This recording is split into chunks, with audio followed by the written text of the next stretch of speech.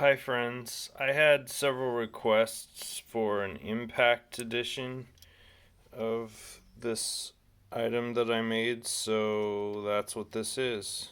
So before I delve into all the details, I just wanted to say that I'm like super proud of this specific design, even more so than the last version.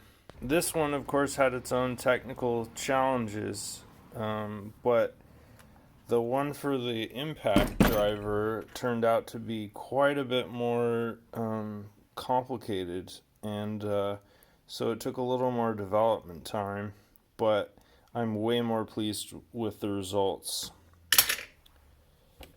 The first thing I wanted to mention is that this does require supports. I mean, you could theoretically print it without supports, but I wouldn't recommend that. And it just requires 4 auto tree supports, and they come off like super easily, so it's not really like a big deal or anything. I don't think personally.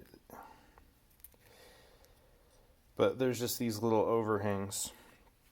I might as well just get this out of the way. This design specifically fits the DCF850 line. This is the DCF850B. I don't know why it isn't labeled on there. This is a pretty new tool. So unlike the last version, which took many grueling hours to get the profile just right, I banged this out pretty quickly. In fact, I got the spacing and the measurements all more or less right on the first try. I did one thing here that was kind of very different and interesting though.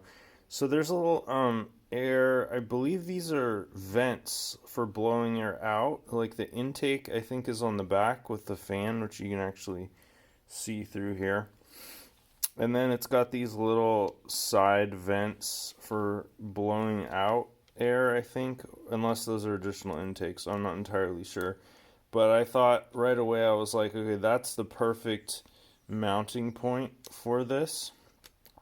And so I designed these little tabs to basically slip into those mounting holes. The only problem here is that it blocks them all, which is a technical problem I overcame. But I just wanted to show this. I can literally hold this up by the by the beret thing. So yeah, let me just go over this the details of this really quickly. Once I had this profile done, I was able to move forward with the more complete design. The one thing that I didn't like, however, was this screw bracket projection here, that it forced me to distort the profile. But that was fine because initially I was like, okay, I want the clip to be in the middle of the tool so that it's not too far back and doesn't interfere with this. And also I didn't want it too far forward for obvious reasons. So this was just going to be my attachment point. And I would like to say that I actually contacted DeWalt with my other design, and I was like, this is pretty popular, people seem to like this, and I offered to send them my designs, my geometry, if they wanted to produce it commercially. And they said, not at this time, but they thanked me for making them aware of it. So there was a little bit of progress there, which I thought was kind of exciting. So anyway, let's just show how this clips on here. So yeah, I overcame the problem that I was having with the clip. I really don't have this much trouble with this. I don't know exactly what's going on here. Okay, it's just being finicky for no good reason.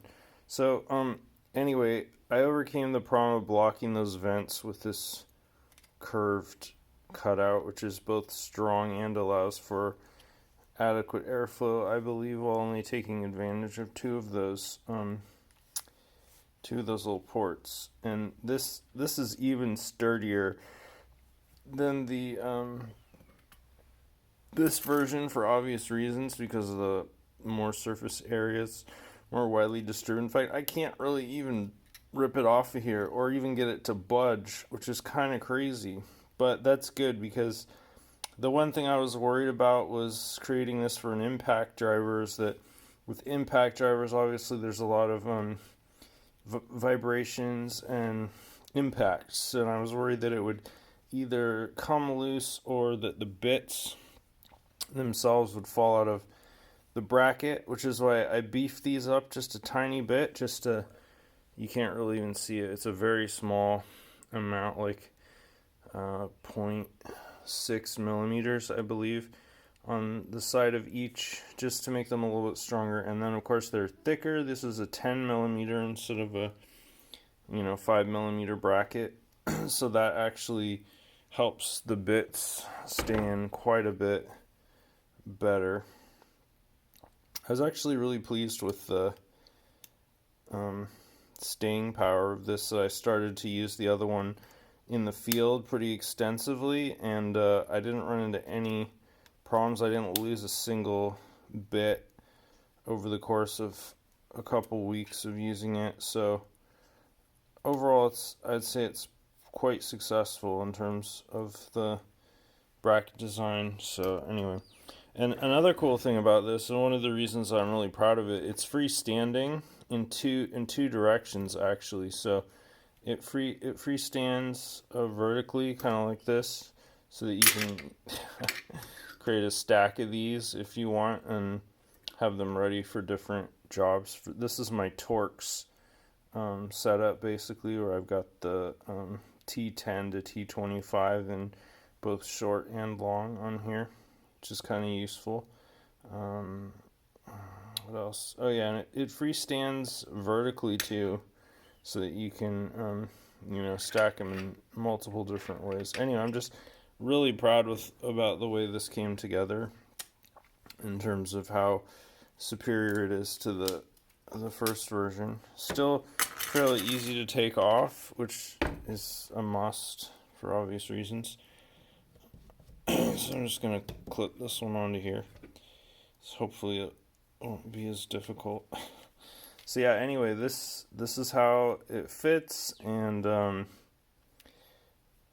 this is really the best of both worlds, I think, personally. God, I'm like flubbing everything.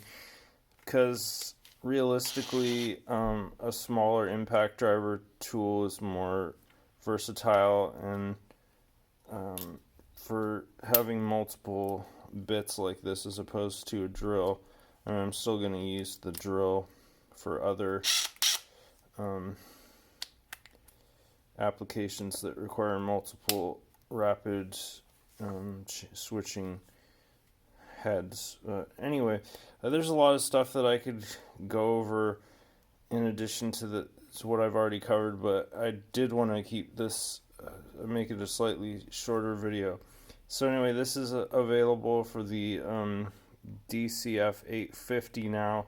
Oh yeah, and when I contacted DeWalt initially, what I told them was, I was like, I would love it if I could have CAD files of your driver cases, so that I could make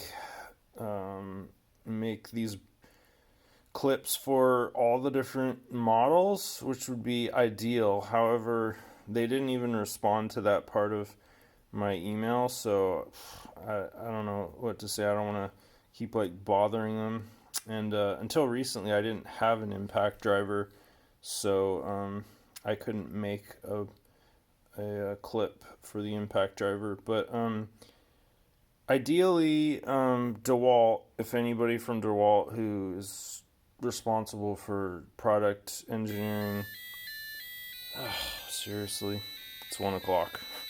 Anyway, if anybody who's from DeWalt happens to see this video and hear my cries, if you could just do more stuff like this on your tools, where you create kind of like an attachment point that is far more versatile than like this one, for example, which only had these screw indentations to latch onto.